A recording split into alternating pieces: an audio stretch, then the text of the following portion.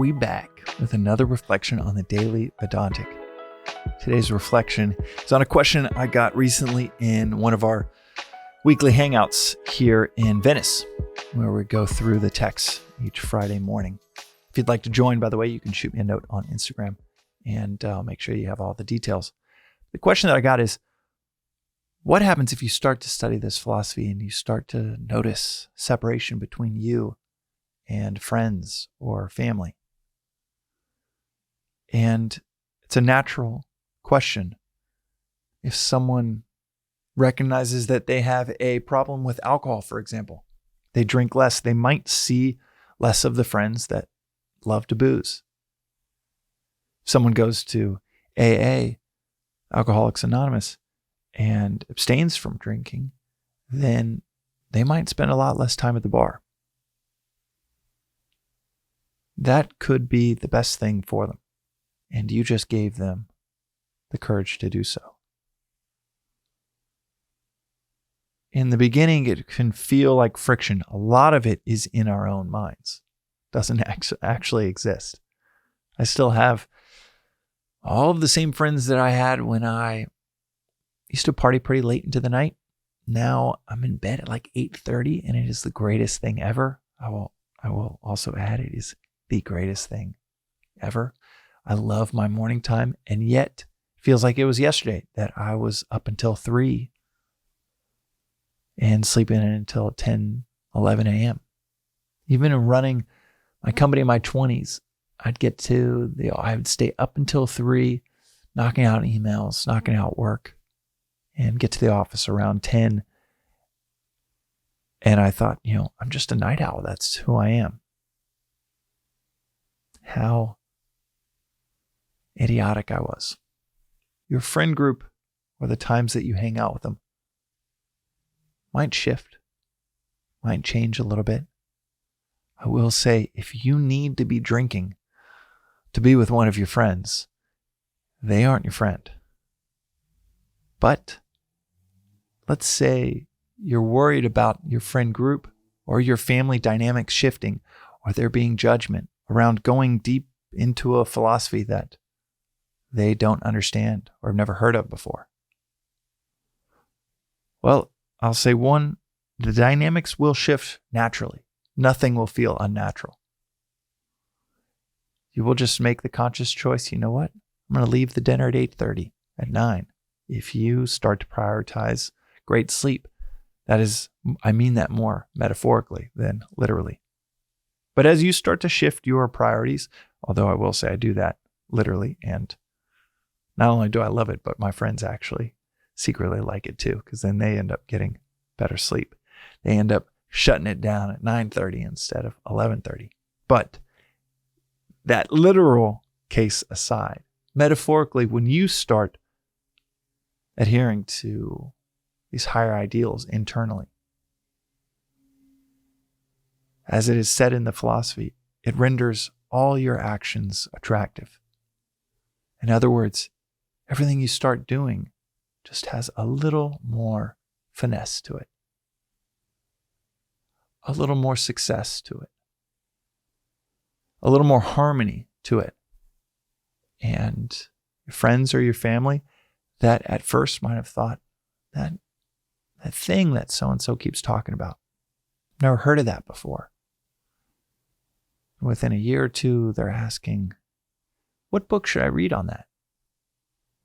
I've seen that over and over and over again.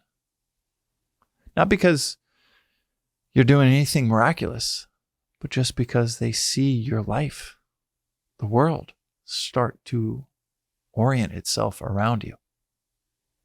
Instead of us trying to disfigure ourselves to orient to the world. You shift to higher ideals, and the world itself starts to orient around you. The right friends come into your life. Maybe the wrong friends exit, or those friends start to take a page out of your book. But I'll also add that it doesn't help anyone to make it seem like, well, everything is going to be like it was before, because it won't. A tree might grow strong naturally, but it will look different. It will be different than it was before. Being yourself, being your true self, is the ultimate rebellion. One of our prior episodes in the Daily Vedantic, that to be true to yourself is the ultimate rebellion. The world does not want you to be true to yourself. A lot of people around you won't want you to be true to yourself. But it is the most natural thing for you to be. Leaning into that, to how you are wired, how we are wired. And this philosophy is just a manual for living.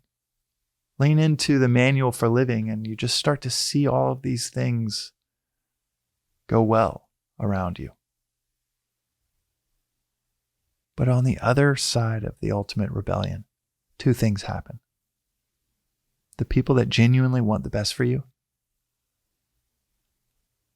they rally around you like you wouldn't believe. Those good friends become best friends.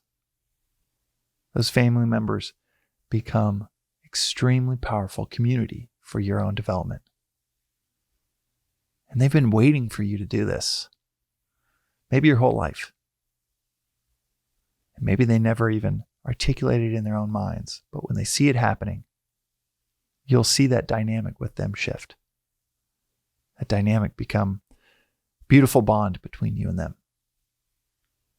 You will also see that it might invalidate some people around you's experiences and viewpoints.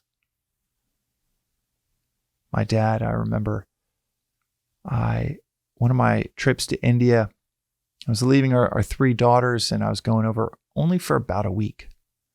And he said, I just don't think you should be leaving your kids for a week to go to that ashram. And I thought about it and I asked myself, why is he so concerned about that? Maybe I shouldn't be leaving my kids for a week. But then I remembered I've got three older brothers, and my oldest brother, he travels about 15 days a month and has for 20 years for work. And my dad has never said anything to him about that. My older brother also has three little kids.